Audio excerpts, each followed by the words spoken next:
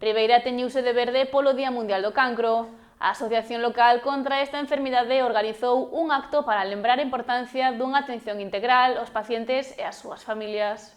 Por motivo do Día Mundial contra o Cancro, a Xunta Local de Ribeira da Asociación contra dita enfermidade quixo poñer o foco na loita que moitas persoas teñen que enfrontar a raíz desta afección, con un acto moi especial ao pé do Cruceiro da Saúde. Gran parte de las que estáis hoy aquí pues habéis sido sufridoras de lo que es la enfermedad, luchadoras y vencedoras de la enfermedad, y entonces eso para nosotros pues es un orgullo contar con mujeres que habéis peleado, que habéis salido adelante y que además sois ejemplo para otras muchas mujeres que por desgracia tengan, o hombres que tengan que sufrir esta enfermedad. O evento incluiu a lectura dun manifesto, a colocación dunha coroa de laurel e un recoñecemento especial a María Teresa Leis Blanco, veciña de Ribeira que é exemplo de superación.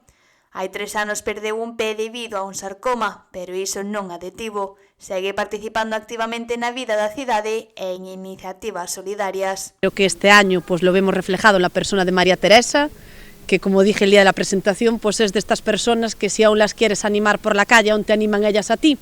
Y por lo tanto eso creo que es ejemplar a la hora de luchar contra cualquier enfermedad y más contra esta que sabemos que es una lacra. Este sábado a compañía Mimarte ofrecerá un espectáculo no auditorio co obxectivo de recadar fondos para a loita contra o cancro, sumándose así ás actividades que buscan sensibilizar a sociedade sobre a enfermidade.